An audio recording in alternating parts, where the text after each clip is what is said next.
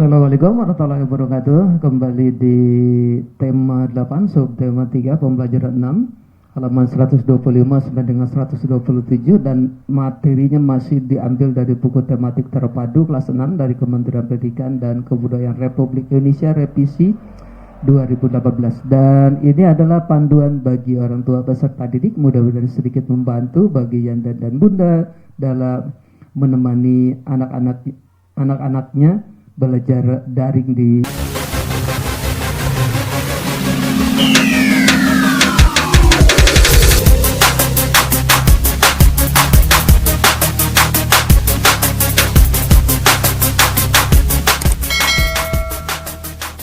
Anda dan Bunda. Kita berdoa dulu menurut agama dan keyakinan masing-masing. Setelah itu mari kita selalu menerapkan protokol kesehatan kita mulai dari rumah masing-masing. Mudah-mudahan anak-anak kita, keluarga kita disiplin melaksanakan protokol kesehatan di luar rumah juga.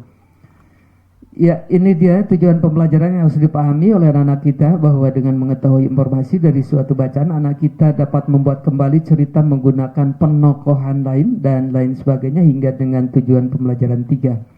Selanjutnya seperti biasa di awal halaman di kolom ayo membaca dibuka dengan sebuah prolog oleh Siti, bahwa teman-teman masih ingatkah kalian tentang hak dan kewajiban? Ayo kita belajar lagi tentang tentang hak dan kewajiban. Iya, mari kita belajar kembali hak dan kewajiban anak-anak kita, hak dan kewajiban orang tua juga.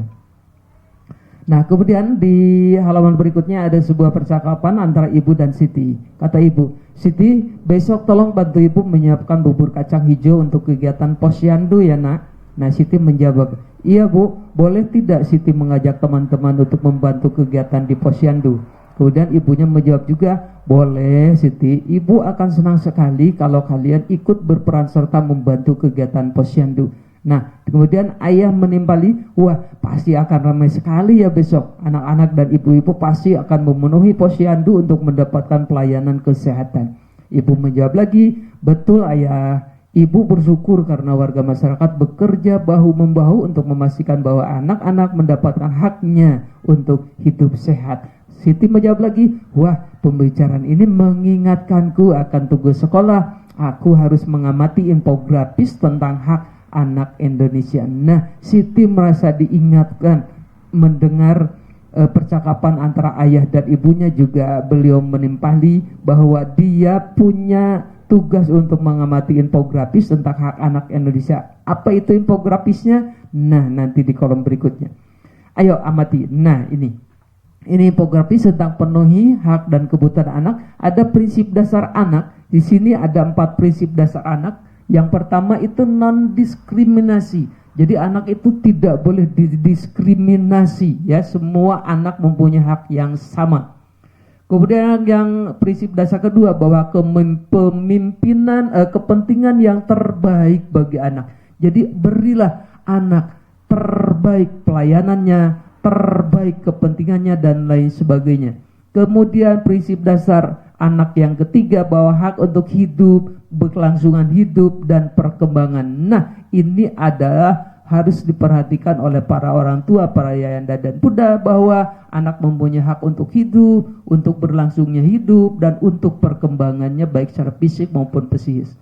Kemudian yang terakhir, prinsip dasar anak itu ada penghargaan terhadap pendapat anak. Beri apresiasi terhadap sekecil apapun pendapat yang dikemukakan oleh anak, dan orang tua membuka pintunya lebar-lebar, pintu hatinya lebar-lebar untuk selalu mau mendengar pendapat anak, mau mendengar curahan anak dan lain sebagainya, agar terjalin sebuah komunikasi yang harmonis dan intens antara anak dan orang tua.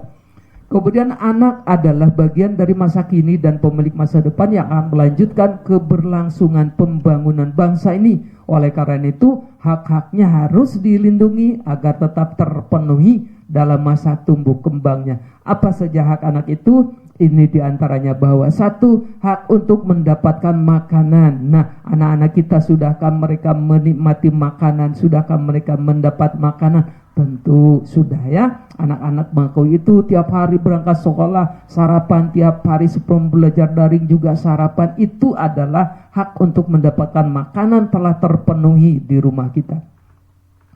Kemudian selanjutnya hak untuk mendapatkan kesehatan, tentu ini juga insya Allah ya sudah terpenuhi. Ketika anak kita sakit maka mereka harus mendapatkan haknya untuk sehat, dibawa ke dokter, dibawa ke klinik dan lain sebagainya. Kemudian hak untuk mendapatkan pendidikan, anak kita sudah disekolahkan, anak kita sudah dididik mulai PAUD sampai dengan perguruan tinggi. Hak untuk mendapatkan bermain, beri kesempatan waktu untuk bermain, menikmati masa kanak-kanaknya oleh anak-anak kita ya. Kemudian hak untuk mendapatkan rekreasi sesekali, kalau tidak tiap hari, mari berekreasi, mari piknik berdharma wisata, misalkan bersama keluarga. Tidak usah jauh-jauh, yang dekat saja. Yang penting hak untuk menikmati keindahan, untuk berekreasi, lingkungan di sekitar juga banyak. Kemudian hak untuk mendapatkan perlindungan sudah juga mereka dapatkan. Hak untuk mendapatkan kesamaan hak dan kewajiban sudah juga, mudah-mudahan antara kakak dan adik tidak pilih kasih, mereka anak-anak kita berhak untuk mendapatkan kesamaan dalam segala hal, tentu dengan porsi masing-masing. Ini kakak, ini si adik ya. Tentu saja yang dimaksud kesamaannya bukan sama semuanya, disesuaikan dengan kapasitas masing-masing.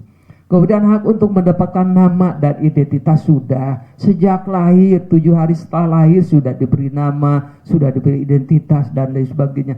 Yang terakhir diantaranya adalah hak untuk menyatakan dan didengar pendapatnya. Tadi di awal sudah disebutkan, dengar ketika anak kita menyampaikan pendapat, buka pintu hati kita ketika anak menyampaikan pendapatnya.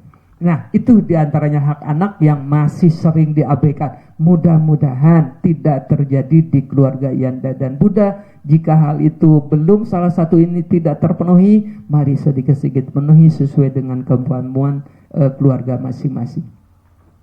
Nah, kemudian ayo berlatih di sini adalah berlatih menjadi pengarah acara untuk mencari donasi atau mencari donatur ya. Mudah sekali. Nah, ini sebelumnya tentukan hak dan kewajiban. Nah, ini bebas 5 orang anggota, tentu hak dan kewajibannya berbeda-beda. Misalkan anggota 1 haknya itu untuk mendapat pendidikan. Nah, kewajibannya misalkan belajar dengan baik dan benar. Tulis anggota 2, 3, 4 dan seterusnya, bebas disesuaikan dengan pendapat dari anak-anak kita.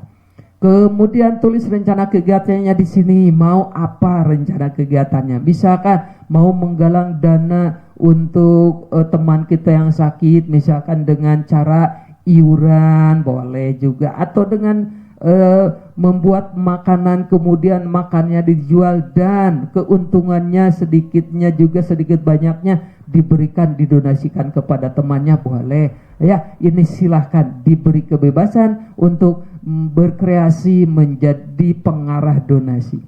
Nah, kemudian terakhir buat reklame dalam bentuk brosur untuk mengiklankan kegiatannya. Buat reklame semenarik mungkin. Jika lupa cara membuat reklame, buka kembali buku tematiknya atau buka kembali di slide-slide di video pembelajaran ini. Nah, terakhir ayo renungkan dan komunikasikan. Mudah-mudahan sedikit membantu penjelasan singkat ini bagi Yanda dan Bunda. Mudah-mudahan juga membantu buat semuanya. Terima kasih. Wassalamualaikum warahmatullahi wabarakatuh.